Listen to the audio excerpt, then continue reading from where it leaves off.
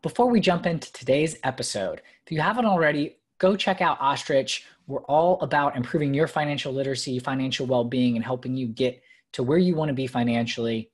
And we've actually rolled out a really cool program that I'm excited to announce. It's called Shares for Shares. And we're actually giving away shares of stock in our company for sharing our network and helping grow the network. So go to getostrich.com, sign up, start sharing, and you can earn a limited number of referral shares that we've got available. Hello, and welcome to Silicon Alley Podcast. Super excited you could join me today. I'm William Glass, CEO and co-founder of Ostrich, and of course, your host of the Silicon Alley Podcast.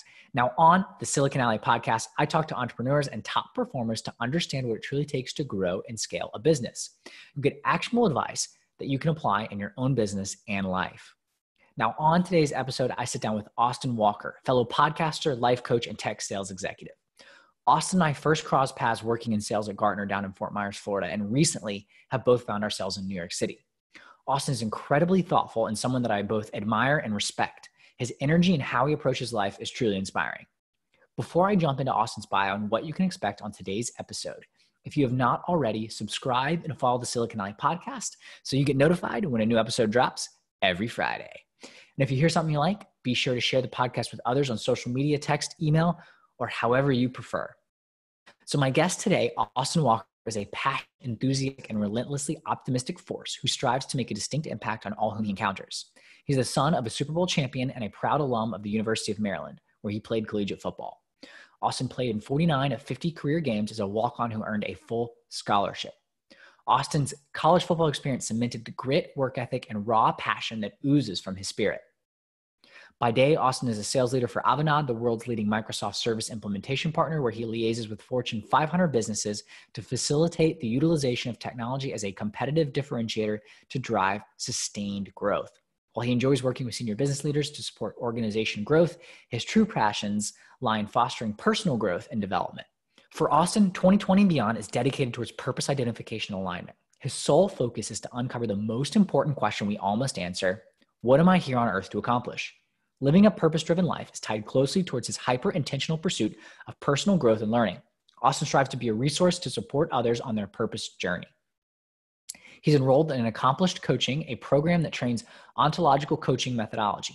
In addition, Austin co-hosts a podcast called Purpenthicity with Derek Cahill. The title of the podcast blends the word purpose and authenticity together, representing that purpose-driven life. This is a special episode as we dive not only into Austin's backstory and where his focus on living a purpose-driven life comes from, but discuss his experience as a Black man navigating corporate America and growing up in a predominantly white neighborhood. Austin and I discuss where the blend of personal finance, education, opportunity coincide to incite change. Without further ado, I hope you enjoyed today's dynamic and insightful episode with Austin Walker. You got no time to waste, but still you hesitate. Austin, welcome to the Silicon Alley Podcast. Super excited to have you on. Thank you. Silicon Alley, man. I'm pumped to be here. Thank you so much for having me as a guest. Yeah, absolutely. I'm pumped. We've been talking about doing this episode for a few months now, so I'm glad we finally got it sorted and are able to sit down. Yeah, there's been a number of things going on in the world. I don't want to bore you with a global pandemic or social unrest or, all these other things. But, the important thing is that we're here now. Exactly. So, Austin, why don't you kick us off? Give a little background to the audience as to who you are and sort of what you're about. Yeah, sure. So my name is Austin Walker. I live in Brooklyn, New York right now. So I guess my life right now is kind of a bit of a duality. So on one end, I have my day job, which I think a lot of people in my network particularly know me for. I'm a sales executive. I work at a company called Avanade, which is a Microsoft systems integrator. And so, that's where, I met my connection with you and many of the people in our shared circle.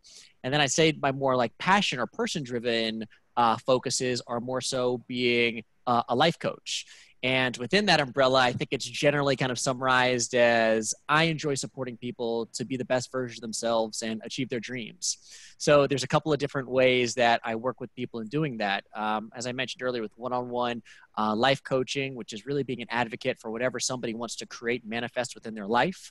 Putting in systems of accountability and bringing awareness I think if anything, that the social unrest and some of the things that have been going on in our country, it's made it very apparent that some things are very close to people's faces. And even though they're so close, they still can't see them. So being able to shed light to blind spots has been something that's been really helpful to a lot of people. I am a podcast co-host for Purpenthicity, which is a podcast that is focused on really identifying your life purpose and living in authenticity. So there's a couple of different tools in the toolbox of the general umbrella of helping people. But, you know, I think that's me, man. I try to bring enthusiasm, joy, energy to any situation that I'm in, man. And try and, you know, play a small role in the type of world that I want to create, which is, I would say I would classify that as like vibing, you know, just everyone, you know, together, happy, achieving what they want to do, man. So yeah, that's me. Awesome. No, thanks for that background, Austin. And I think that's one of the things that stood out to me. I remember first time meeting you, just your energy is just, it's awesome. Like it gets you going, you know, it's one of those things where you can just feel when you come into a room, come into the presence, the energy that you bring to it. So I think that's one of the things that I know stands out to me and why I'm excited for today. So great. Talk to me a little bit about how you got into like life coaching and some of that, because I'm curious like where that starts. Is that something that you've always been sort of interested in, or like, you know, talk to me about that a little bit. You know, it's a fascinating, I guess, journey. And so, okay, I'll do my best to try and map that out here. I'd say it's something that's been, I think, like slowly brewing into me that I've been reflecting on over the past probably like 2 or 3 years now. So I have this general philosophy. I think for most people who have been afforded, you know, kind of like I'd say have had like the American experience where they've been able to go to school, they've been kind of trained to, you know, be able to provide for themselves in some way, shape, or form. Once you get to a point where money is no longer your primary concern, and I don't want to say that money is not important, because money is obviously very important, but it's not your central driving focus. It really starts to open up different possibilities and avenues of how you're going to be spending your time and energy. You know, it's my belief that, you know, my most important resource is time. It's the one thing that I can never get back. You know, once it's used, it's gone forever. So, you know, as I was, after my first year in New York, right around the age of, you know, 30, I started looking and saying, you know, is how I'm spending my time at my day job, which again, I do really enjoy, embellic of like what I want to be known for, or am I manifesting the impact that I want on those around me, my community, or even the world? Mm-hmm. So, you know, I went through this real introspective phase of, you know, kind of answering the age-old question, like, what do I want to do when I grow up? And it's like, well, dang, I thought I already had that figured out. You know, I'm in, you know, this comfortable, you know, really challenging job. I've met some really great people. I've been able to provide and create the lifestyle that I want, but, you know, something was missing. So as I went through on my own, you know, kind of like self-discovery journey, it led me down a couple of different paths. But the central theme that really resonated with me was being able to connect with people and to be able to help and support people.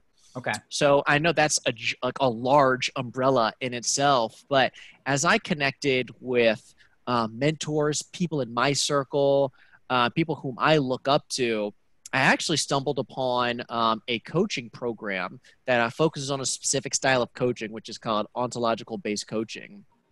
And it basically focuses on states of being. So to not get, you know, too into the weeds, but like the being behind like the doing of your action. So like the why are you doing what you're doing? And, you know, it really resonated to me as I was in this introspective state.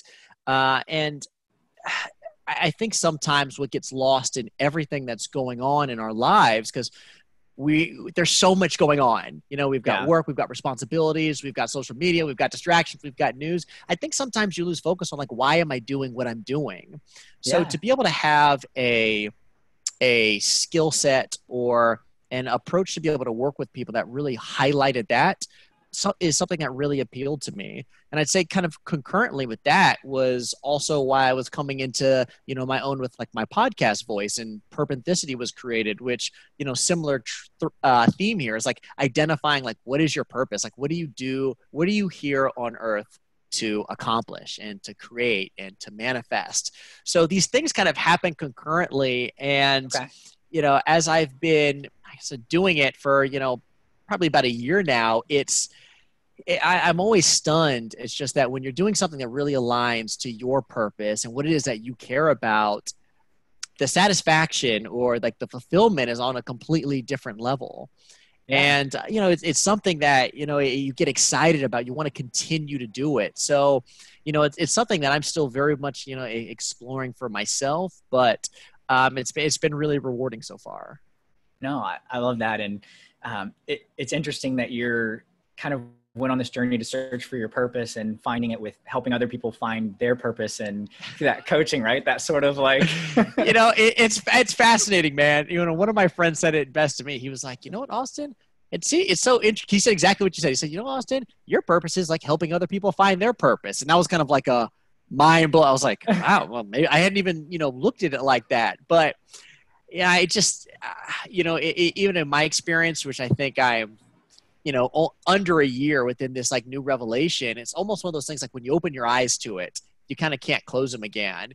And, there's a lot of people who I think are in that situation who are identifying and searching and looking for what it is that they want to be known for, the impact that they want to have. And it's so wildly, individualistic. So many people want different things. And I think it's just so incredibly important to take the time to kind of ask yourself what might be the obvious or simple questions and like stay committed in that process of like continuing to mine to find it.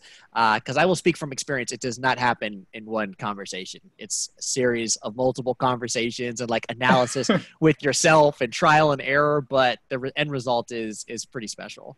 No, that's awesome. It makes a ton of sense, right? I mean, we don't really talk about in like society growing up, like what is your purpose? It's more like, hey, go to school, get good grades, go to college, get a job, make money. And look, those things are all fine. I definitely don't want to be, talking down to it. And that's why it is so individualistic. But I think there's a big opportunity to find what it is that you want outside of that. And, once you've looked, if you decide, hey, I just want to make a lot of money, far be then go do it, do that. But I think it's being really intentional with how you want to create your life. I think is really, I think it's a huge opportunity that I don't know if a lot of people have fully embraced yet. Yeah. No, I like that concept of really creating your life. I want to jump back. Can you talk to me about sort of your process of going through corporate America and even before that, varsity athlete, walked on at the University of Maryland, playing football. Talk to me a little bit about sort of that underlying drive in creating your own life and sort of what that process has been like for Austin. Yeah, sure. I mean, I've always been more of a type A person. So I will say with a little bit of caveat, I tend to like to have a plan. So, as I grew up, my father was a professional football player. So, I grew up in a household where I think there were, kind of like certain expectations. It's like, oh, well, your dad played football, so what are you going to do? I will say he was really great that he didn't put those type of pressures on us. I didn't start playing football until I was a ninth grade or a freshman in high school. So a lot later from other people who end up playing, college football and, so forth.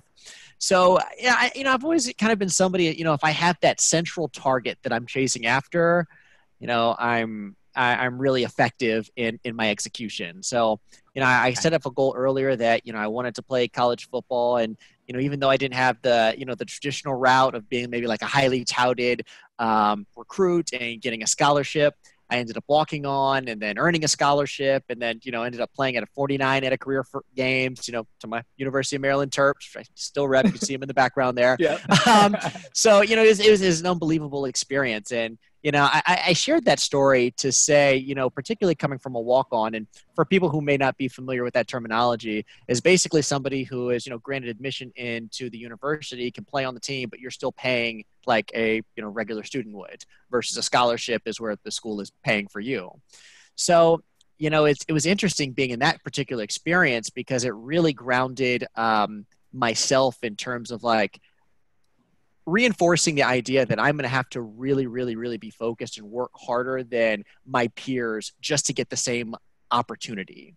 Yeah. Because even if you think about it, from an investment perspective, the school has invested in scholarship athletes, right? So if they have a bust, so to speak, like the school loses out on that investment versus a walk-on athlete, we're making money off this person. They're paying to come to our university and we get their services. So I say that in context in terms of, if the scholarship players get 10 reps in practice, the walk-ons get 3. So Okay. that mindset, I want to be be mindful in articulating was really helpful for me in my development, because it was always just, no matter where I am, I know I'm always going to have to work harder than those around me to, put myself in a position to have the type of success that I want, which is interesting, just kind of given everything else that's going on in our world. It also runs, parallels to many experiences of just growing up as a Black person. Yeah. So, it's not a, unusual theme for me, but I wanted to share that context, and that's something that I've taken with me through, corporate America. And, I started in government contracting, because when you live in the DC area, that's kind of what you do. Yeah. And, it's so funny. And so it's like, after you graduate, you're like, okay, I got to get a job, and now it's time to make money. And, I never really even thought much about what it is that I really want to do.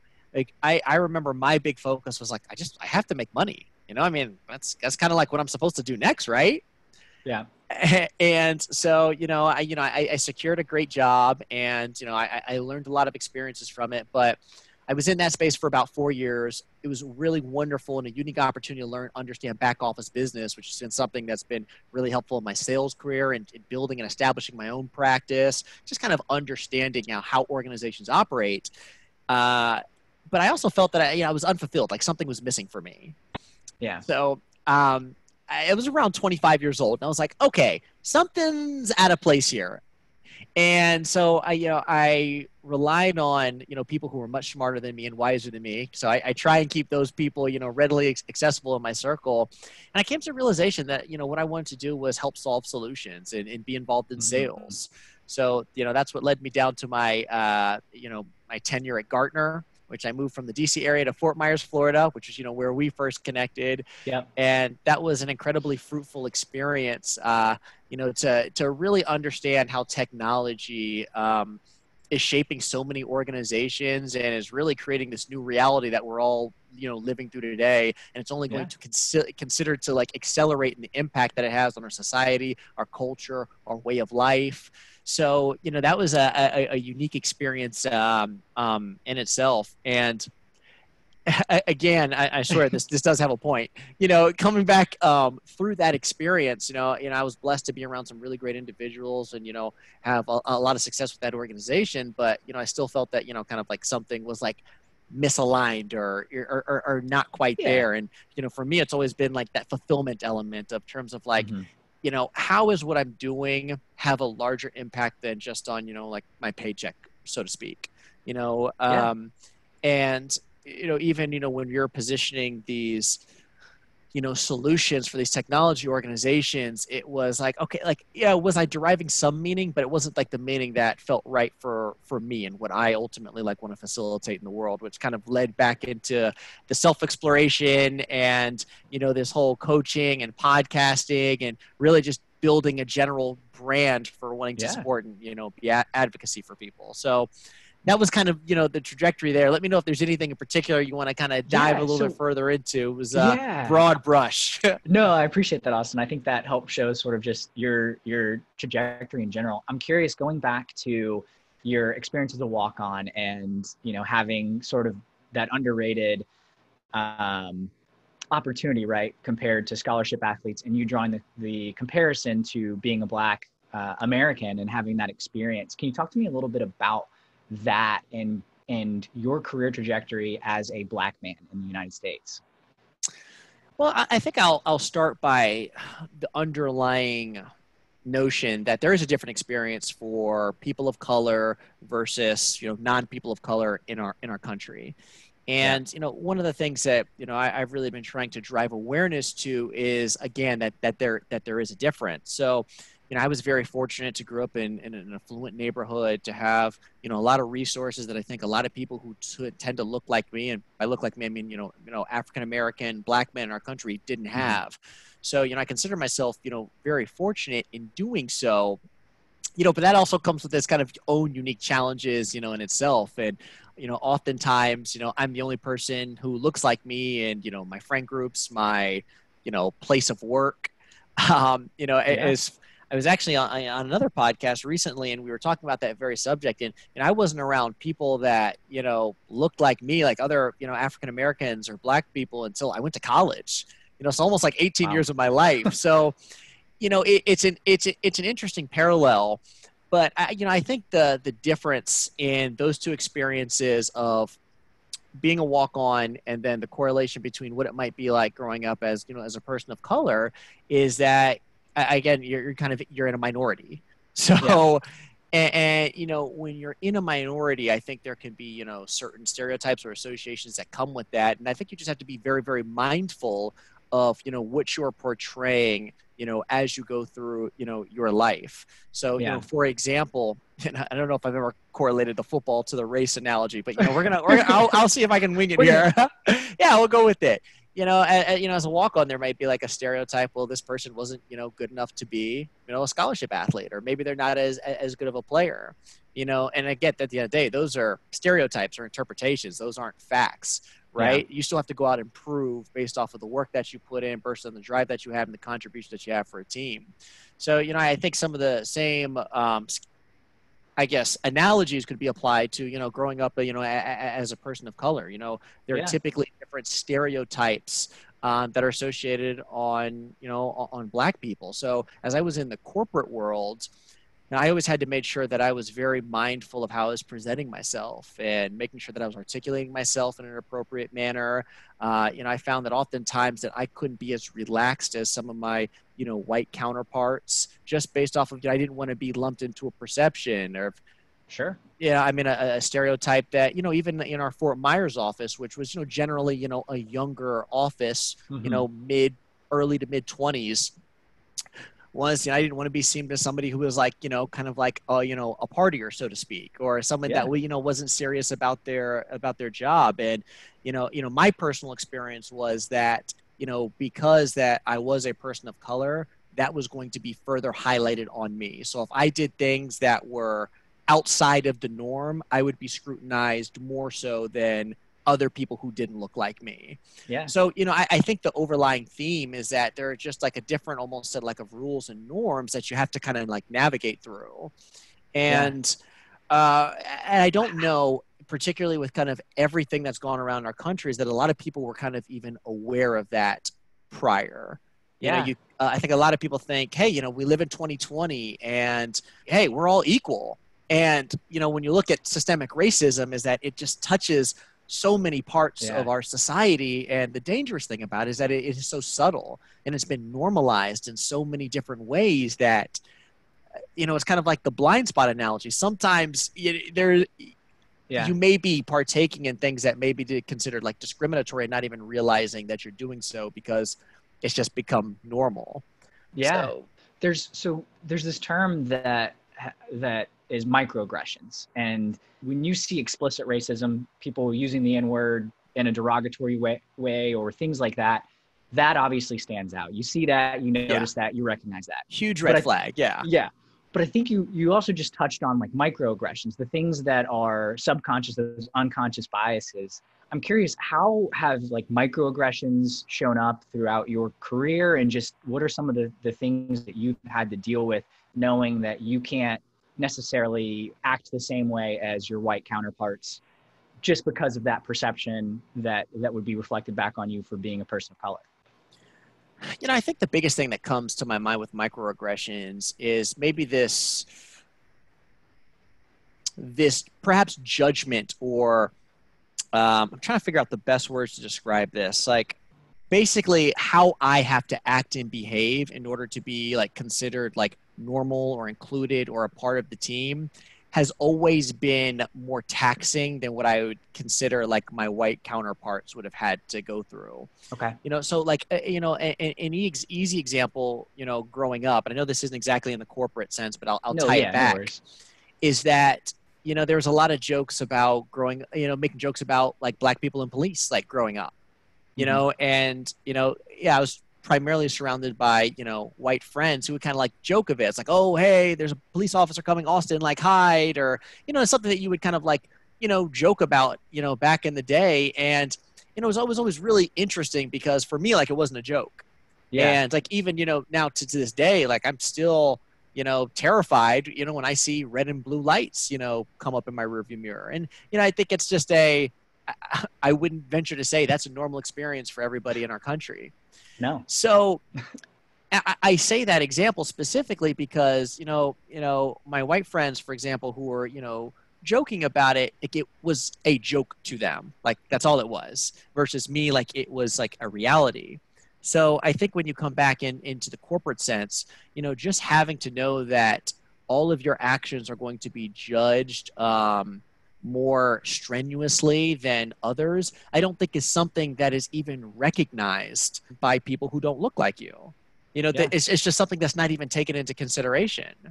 So maybe even just the way of like how you have to conduct yourself, how are your physical appearance, like how are you dressing, how you behave at, corporate work functions, like let's say office happy hours, or, we had like, beach day, like all of these things, there's a certain set of judgments that are associated with you just based on how you look. And I'd say like having to be mindful of that is, it's exhausting, because there's all these things that you're always having to be taken into consideration.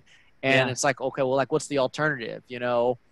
I don't know how I will be judged, perceived, and how that could impact, how I make my living, my livelihood. So it's like, the stakes are very high for that. So, I think microaggressions in a sense might be the best way that I've personally experienced, being the only person of color, in the working sense. But, I'd say, maybe the other sense for that is just, if you just look at like the sheer numbers or like the statistics, for example, it's like, I remember like in 2017, when we were at, Gartner's Winter Circle and we were in Shanghai, the top 300 global sales associates. I'm looking around the room and I was like one of two people out of 300 in the entire company globally. Right. And so, when you see things like that, it's just kind of like a stark reminder of like, the systemic, I guess, tentacles that this thing has, even in looking like, are there people like me who are getting the same opportunities to be able to get a job at Gartner? Or, are they being raised in households where they're thinking that, they can break into corporate America? And, it just seems, it was just so stark, from like a global representation, and only to have, 2 out of 300, to be represented, is just like, it kind of just, shows, just the disparities that you can talk about with wealth or opportunity gaps that exist. Yeah. No, I remember that too at Gartner, looking around, and it's all essentially, white and Hispanic people, and very, again, small minority of Hispanic people as well, at Gartner at the time. And, the whole recruiting philosophy was, let's recruit from within our network. So who let's go get referrals, and referrals are from the same people that are already there. So how do you expect to bring in different folks and folks that are not connected, that are in, different minority groups that aren't already represented, if you're just recruiting from the base of people that are already there and in their sort of bubbles? So I guess it's a great hiring practice in terms of getting quality candidates, but you're getting quality candidates that look just like the candidates that you already have, or the employees that you already have. Precisely. And, even the recent events, I think, has made a lot of companies look introspectively and saying, well, like, how are we hiring? And what does our diversity and inclusion practices look like? How are we recruiting? How are we obtaining talent? How are we trying to build more diverse workplaces? So, there have been a number of companies that have made more of an effort to be mindful of this, which, again, is encouraging. I mean, it's a start. But, you'd certainly like to see this manifest itself in, more diversity hires, and not just, of course, Black people. I mean, any other minority group, that we have in our country. Yeah, no, absolutely. I'm curious. So I was listening to the last episode of Purpenthicity, and one of the things that you guys were talking about and came up was, you mentioned something about economic inequality specifically being one of the key drivers for people of color in terms of having opportunities, a seat at the table, that's one of the key sort of challenges. And I'm curious whether it's about corporate sense or just in general, what are your thoughts around how do we provide more economic opportunities for people of color and specifically African Americans to build wealth? Because wealth obviously leads to influence and seat to the table in a democracy in the way that we structured our society. Yeah, I mean it's tough. It's a huge question. What I would so here's how I would answer that. I would say understanding financial literacy in itself is difficult no matter what your creed is. Yeah. I mean, I would say one of the observations with my own relationship with wealth and coming from like an affluent household and from people who have quote unquote like had money is no, I don't even think I started to really figure out how money and finances work until my late 20s. And that's, I would consider myself being in a more advantageous position than the great majority of people in our country. So absolutely. when you take that into consideration, then you throw the race lens over it. I mean, the gap is tremendous. So, how do you do it?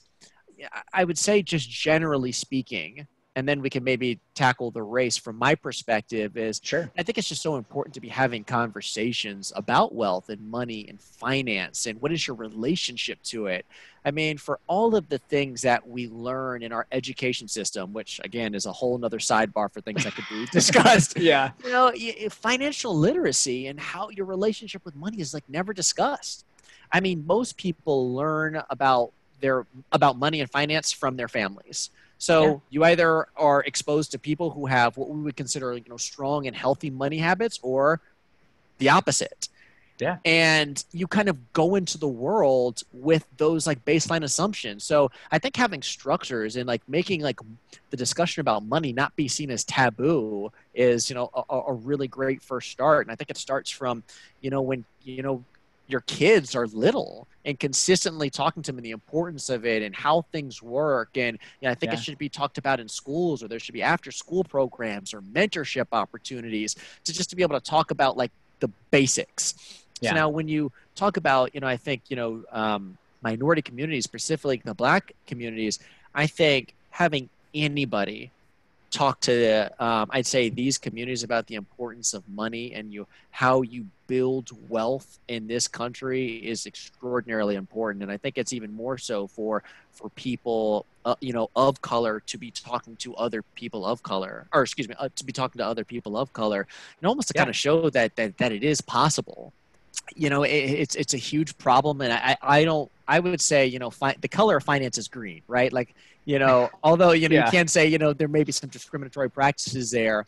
I think, having all people understand the importance of the relationship to money and how that can be used as a tool to enable you to live the lifestyle that you want and to, have the impact that you want is extremely important. And I don't think I can emphasize enough that I don't think it's just not talked about and given a high enough of a priority in our society. I completely agree. I think that's just a huge problem that we face if you look at just American debt levels in general, and then you break it down by race and you see those disparities even more. And it's just, I mean, it's substantial. And, when you talk about a systemic problem, hey, look, money isn't the key to like happiness or whatever you want in life, but it is a very useful tool. And, absolutely, and inherently, and I'd say more specifically in the United States, money gives you options. And with those options, you have more choices in terms of how you want to go about and live this experience called life. So when you look at some of these, minority communities, that money is something that is, a scarce resource for them, or something that they don't really fully conceptualize. I just think you're starting life or going through life just behind the eight ball. And I'm sure it's probably a topic for a much broader discussion in terms of how you fix that. But, it's a serious problem. And then I think when you take, of course, the other lens where you just look at the systemic, I think racism in our country and, people of color, Black people specifically, growing and living through a system that has basically been designed to oppress them. Whether that be redlining, whether that disparity through wealth, whether that be, schooling. I mean, it's it can seem, insurmountable at times. Yeah. No, absolutely. And I mean, you just look at the history of our country and all the things that we've done. I'm reading a book right now that's focused on specifically housing and sort of how like public housing programs from the early 20th century through essentially the civil rights movement, even past that into the 70s and 80s, even at times, was still based on race and building segregated housing developments and things like that, that taking communities that were actually integrated and segregating them. Yeah. And it's just I'm like stuff that I was never aware of, like just never even aware of. Yeah, it's scary. And, and I think another thing that's been really highlighted to me is just that, although we have made great progression, in our country, I think the question is always to what are you comparing this progression towards?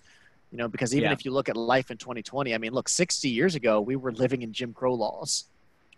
I mean, Yeah. look, I mean, that's our parents, for the Yeah. most part, and then of course our grandparents definitely have a completely different experience. So, I think it's kind of a stark reminder that, although, we have made we have made gains. It's like, what are we comparing ourselves to? And that, our ugly past is really not that far in our rearview mirror. Yeah. So I think that's another thing that's, the George Floyd, the Breonna Taylor. I mean, all of these recent streams of, Black Death, which might be focused more so on police brutality, are to highlight that these issues are still very, very, very real in our country and need to be addressed and reformed. No, absolutely. And I feel like the police brutality, that issue only highlights the actual underlying causes of the racism that still exists in our country, which was baked in from whatever 400 plus years ago. That it takes a long time to fix that, and it takes some real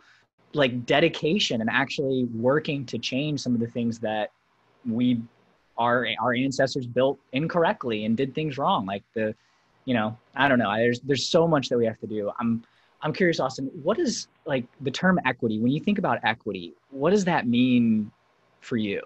And like, what does that term mean to you? So when I initially just think of equity, I think of, I purchased a home in 2014, and I look at equity as, well, how much has my home increased in value? So I think generally that's just the first thing that popped in my head.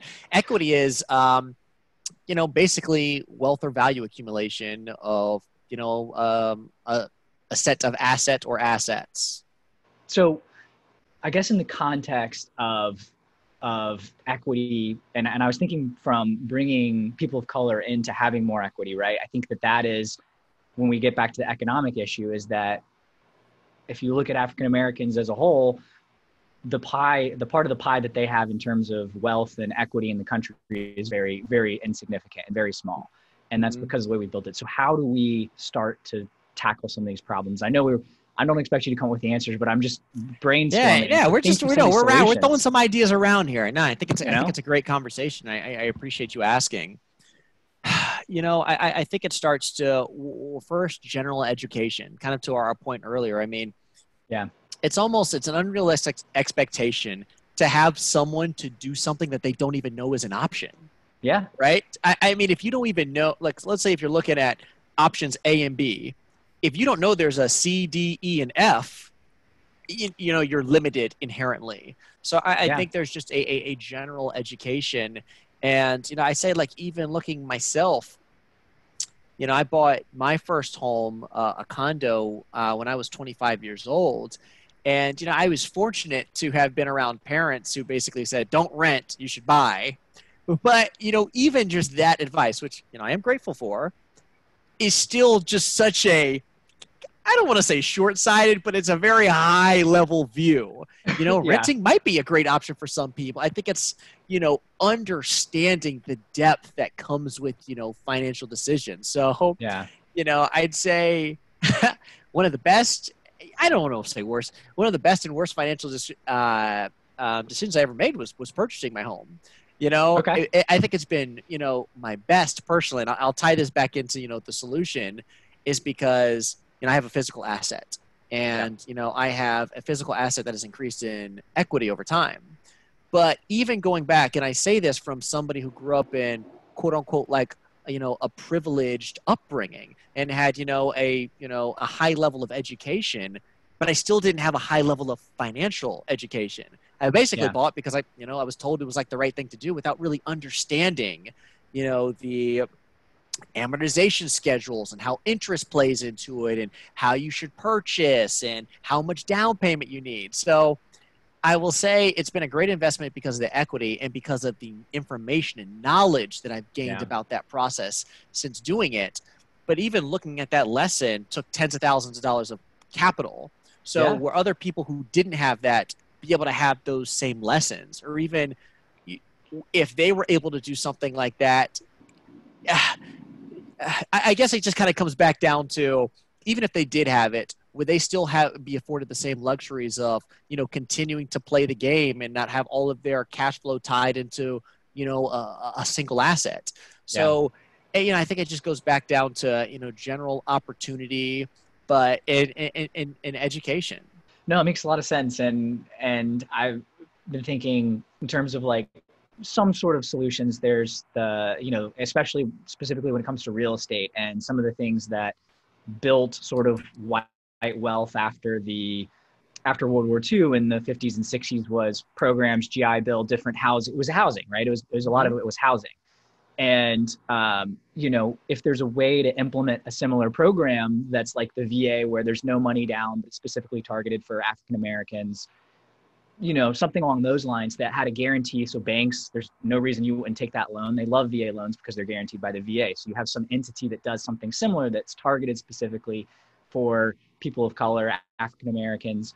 But then you get back to the issue that you just said was how many people are actually gonna be able to access that program, right? It's going to be another small sliver of the population. So it goes back to what you said with that education, which I think is almost the challenge that we need to, I guess, start with potentially. I'm not sure. Yeah, I mean, I just think all of this comes down to it's just impossible to do something that you don't know about. And so when you're looking at some of these, minority communities in low income areas, first off, you have to take into the consideration, do they have the bandwidth to be able to focus? Do they have the freedom to be able to, look at things that, might not be outside of the day to day and be able to provide and keep the lights on and be able to provide food? I mean, some could even say that, that's a luxury in our country. Yeah. So, I mean, there's so many factors that come to it, but if there are, systems that could be in place, things that you could help conceptualize something that is, I think from the outside looking in, very complex, and normalize it, for the masses and to help people understand, the benefits of these opportunities, I think are so incredible.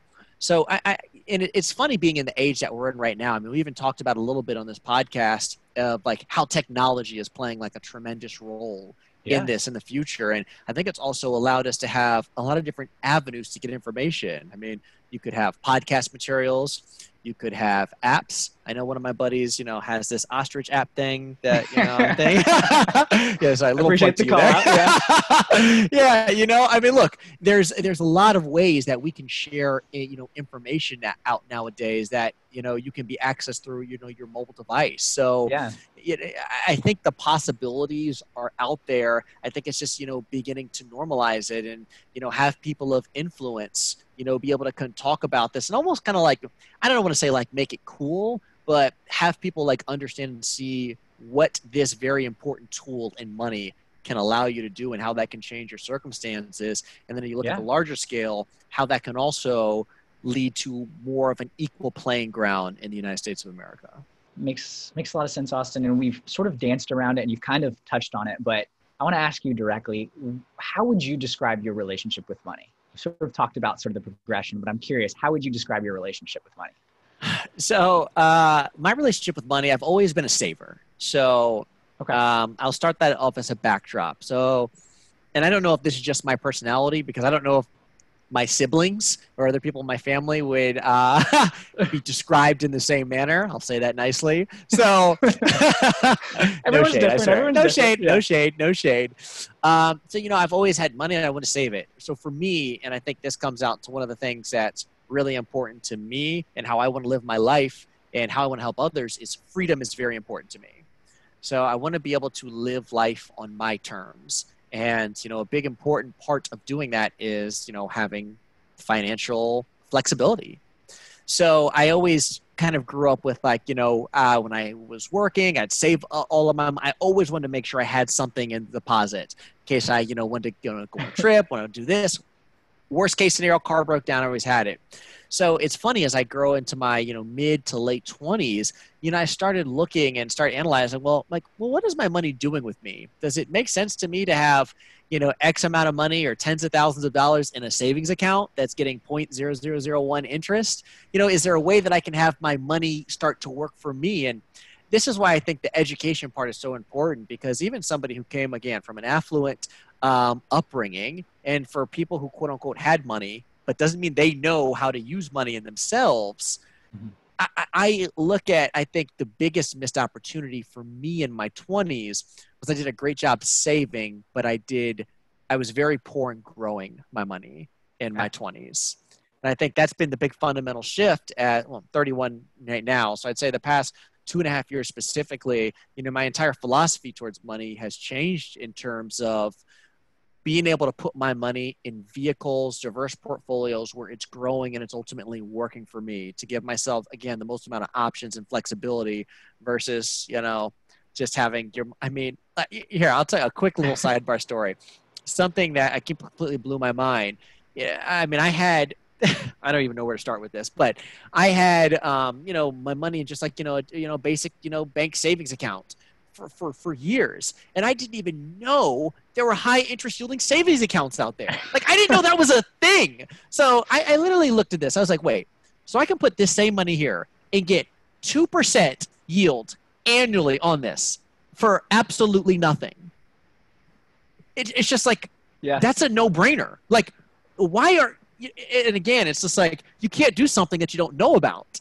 So, the second I did that, I made that chip, immediately. And that's a very, very simple example. But there are so many other options or opportunities once you better understand, like, your relationship with money. And not even going back and just, I think, like, the relationship or the psychology about it. So I'll give one more sidebar on that. And I think that will round out your question. One of the most influential people for me for money was actually somebody that I saw, I think, through your page, was Ramit Sethi. Yeah. So, his book, I Will Teach You, I think I Will Teach You to Be Rich, was absolutely like game changing for me. And, I was somebody who read that book thinking that like I had like a decent like financial foundation beforehand. And then like after reading that and learning about some of these different programs like high interest yielding savings plans, how he has basically structured a system to, live your rich life. I mean, it was just, it blew my mind in terms of like the possibilities of finance. So I'd say, and to round out like my relationship with money, there's definitely been a strong focus on like trying to educate myself so that, I can put myself in position to try and be, successful.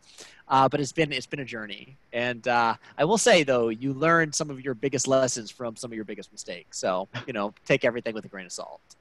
Absolutely. Yeah. No, I love that. And Ramit's great. I think he has a very approachable philosophy that's a little different than a lot of the other sort of, I'll say, big influencers out there that, that rich life concept. I think, pick the things that you really enjoy and mercilessly cut everything else. Like it's a great way to prioritize what's important to Austin, what's important to you. So. Yeah. And I don't know if it's as important to find anybody's specific system, but more just like find something that like works for you. And just like, are you just thinking about this very, very influential element of like your life experience, which is money. And it can have a drastic swing on, how you experience life. Yeah, no, absolutely. You mentioned the term freedom, and I think that's the key. There's power in money in terms of the freedom that it can afford you if you use it appropriately. Oh my goodness. Yeah. My friend, one of my oldest friends who started the money conversation with me back in high school, he always said, I always wanted to be in a position with money where, I could just always go to my job and just say, F you, I'm out. And it's just kind of like, kind of a, visceral example there. But that always kind of stuck with me, to be in a position where you have financial systems in place where, whether that's, reoccurring revenue or, reserves in place where you didn't have to do something that you didn't want to do. You had ultimate freedom and choice. If you want to work, sure, go ahead, do that. If you want to go and travel the world for 5 years, okay, do that. If you want to do whatever it is, mentorship work, having your finances in an optimum place or in a place that's working for you is extremely empowering. Yeah, absolutely. It gives you so many options. So Austin, what would you say is the best investment that you made? You kind of said that the house was best and worst, but I'm curious if that's how you'd rank it, or if there's anything else that sticks out of like really good decisions that you're happy with. So I have 3 that come to mind, and I think they're going to be a little unconventional. So Okay. I'll, indulge with me for a moment. So I'd say one was the house, because not only was that actually like a physical asset, but the lessons that I learned from that experience, completely changed my framework of purchasing and, the value of my money. It also helped me understand the difference between equity and cash flow. And so it was extremely important. So I would say number 2, this may sound like a plug for Remit as well, but his book, I think it was like $10, completely, it's really like about 70% influenced like my personal financial systems. So I think he caught me up on a lot of the gaps that were missing from just my upbringing, and more importantly, helped contextualize the why. And, I just think that's a really important example, because, I could always say like maybe like a stock or even the house, but like the information or intel that you get from something can change how you engage with anything else moving forward for the rest of your life. The ROI on that could be limitless. And $10. I would say number 3 is, as I got into my own life coaching practice, I'm a part of a program. It's called, accomplishment coaching, which really focuses on my training and development as an ontological coach and leader.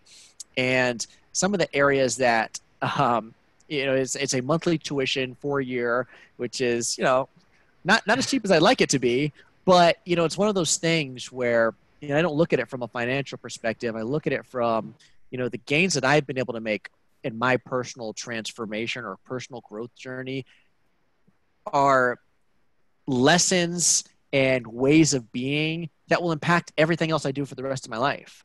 So I don't even know how you can put an ROI on that. It's like, it's been so foundational in my personal transformation, and also help shore up, my skills and ability to be able to help other people, manifest things in their lives. So I would say I look at it, my biggest investments have been experiences versus, maybe how you had intended. And I'm sorry if I didn't address your question in the way that you had maybe asked, of like maybe financial based investments.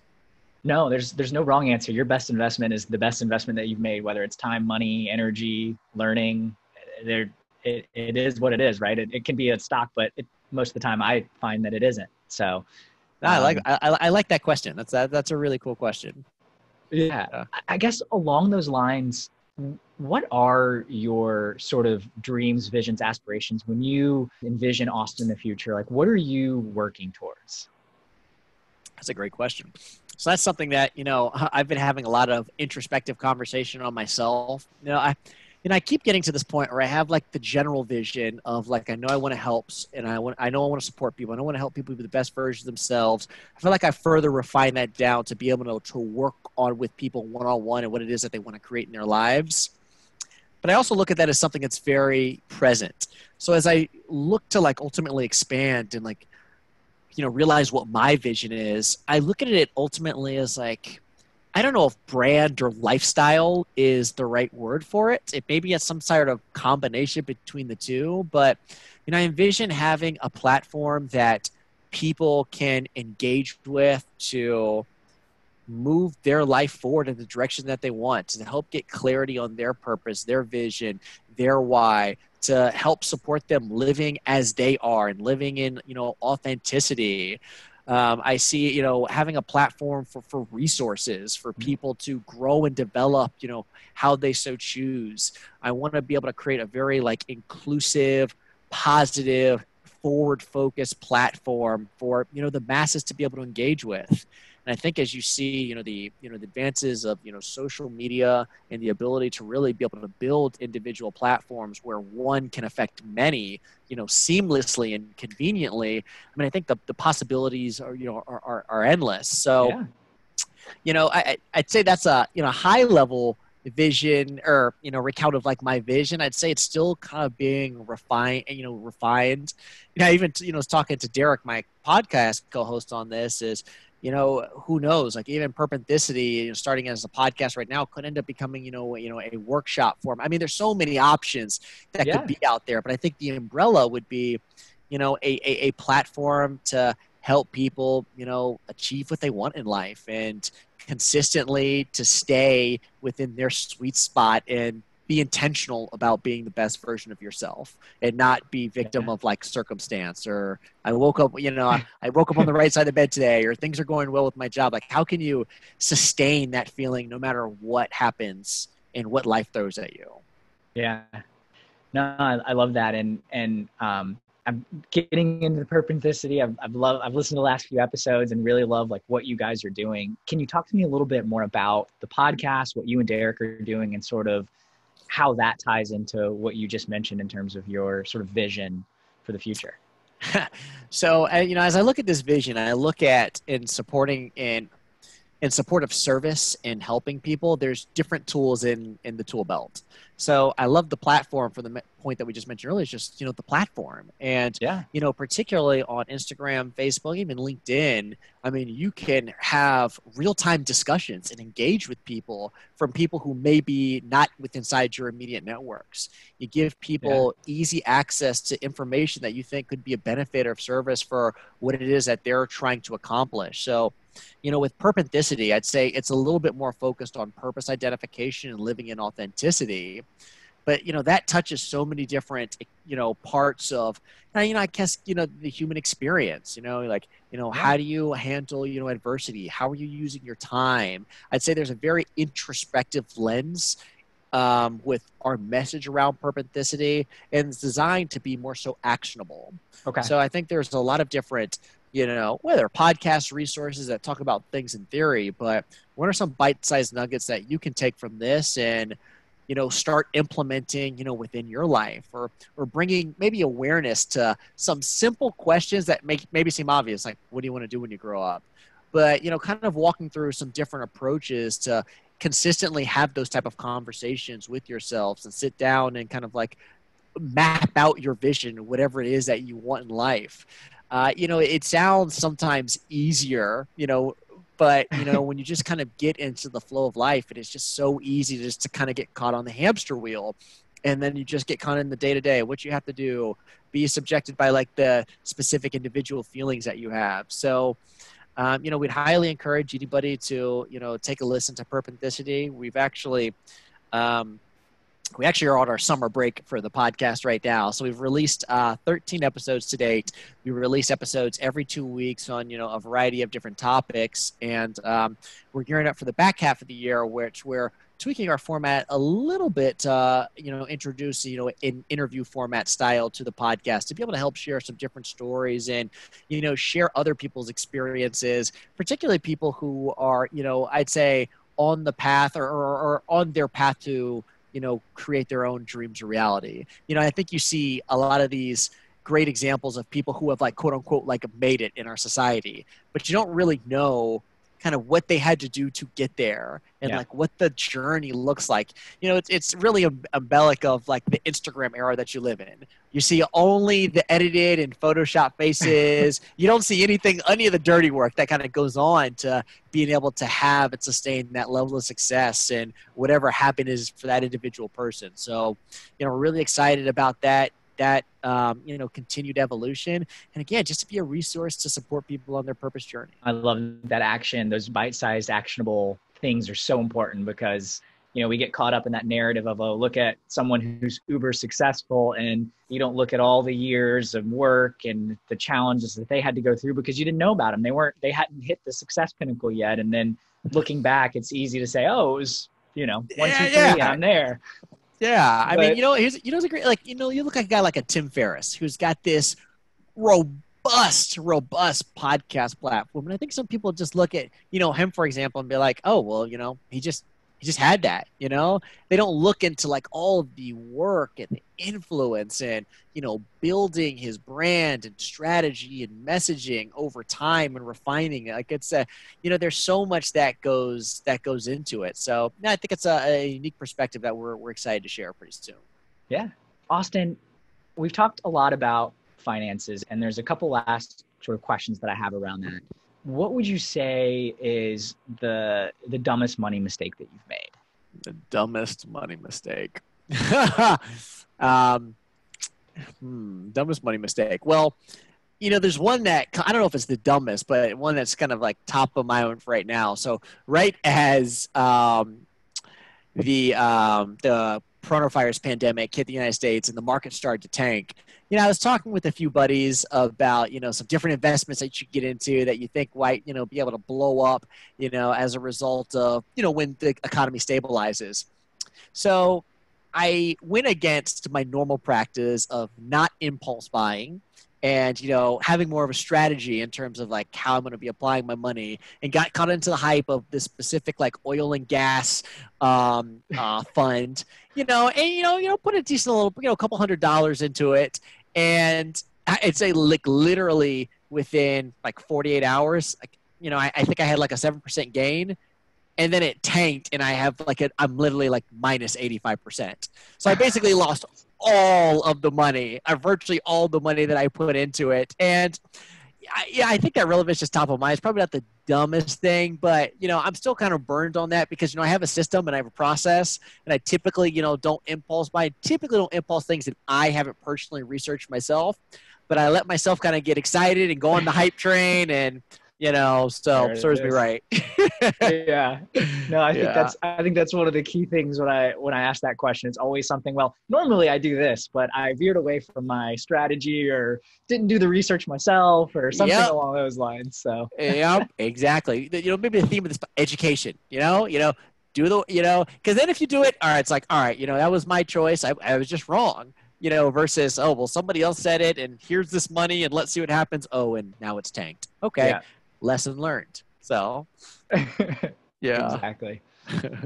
So Austin, as you guys are building Purpenthicity, what's sort of the best and most challenging part of building this platform and your coaching business, if we want to tie those sort of in together around the vision, but like doing these entrepreneurial things, building an audience, what are some of the best parts of that and the most challenging parts? Well, I'd say the best part is, creating content that I'd say one is meaningful to the creator. So to, myself as a podcast co-host, and particularly with my coaching business, I'm doing things that, I care about, that are important to me. So I'm vested in my message and the impact that, I'm having on anybody who engages, on my platforms. So I think it's extremely rewarding. It's fulfilling, the type of work that, goes into, the marketing, the branding, the content creation is so almost like pure to a sense because it's something that you really care about. Versus, I can go back to, things that happened in like previous day jobs versus kind of like, oh, well, I have to do this because I have to do this versus because I want to do this. And there's a difference. Yeah. I'd say the hardest part, and I guess I'll separate these two, with the podcast, I think we're also in an era, which I think is a good thing, but we are saturated with different voices and podcasts. So, I think there goes a lot of into, well, like, how do you differentiate yourself? How do you continue to like build a brand? And I think we just live in a skeptic society as a whole. So, it's almost like people don't really take something serious until it gets big, right? Yeah. So it's like kind of like a slow march until this tipping point where people are like, oh, this might be something. So I'm going to check it out now. So I think it's just a being really mindful of, the content that we are creating, how we want to help people, and then always continuing to like evolve and, taking ego aside. If something's not working and if there's a better way to do something, then, doing it. It's amazing what can be achieved when it doesn't, care who gets credit, right? So, and I think I'm very fortunate to have a partner who was very much aligned in that vision, and our central whys are both very much aligned, which I think is what really helps us, be, I think, compelling podcast host on Purpenthicity. Yeah. I think, as it relates to the coaching business, it's so individual and personalized. It's something that, myself has been very rewarding. But in terms of like branding and, like sharing that with the masses, it's something that I have not done yet. I haven't put it, on social media yet. It's been more so word of mouth and, building, client testimonials, having people understand that this is something that I do, and that, hearing my vision of, where I see this going in my life and how I want to help people. So it's been much more of like kind of like a grassroots approach versus, just kind of putting things out on social. But, they're different tools and they have different uses, and both can be, very effective depending on your use case. So it's just rewarding to do something that you care about. Yeah. No, I think that goes back to sort of one of the other themes of the podcast is that purpose-driven life, that purpose-driven decision-making, what you're doing, and going back to sort of your whole ethos. Oh, man. Yeah, perfectly said. I mean, it makes all the difference. Yeah. Well, Austin, I think we've answered this question. Usually I end with what's the biggest challenge facing everyday Americans when it comes to finances. I think we've kind of hit that. If you have anything that you want to add, and if we want to specifically talk about Black Americans, if there's anything alongside of education that you want to discuss, I'd love to leave you that with the last sort of question. Yeah. Well, I think we have discussed it. I mean, I think education, and I think it's such a broad umbrella from, how that's being taught in our schools, how we're talking to our kids, our friends, our communities, our families about our relationship with money. Everything makes a difference. And I'll tie it a parallel back to the race conversation of our country. And given the recent events, I think there's a lot more people who are simply having the conversation right now. So, a great example, had the death of George Floyd, which seems kind of like the catalyst or real tipping point for this recent social unrest. Would we even be, talking about race on this podcast right now?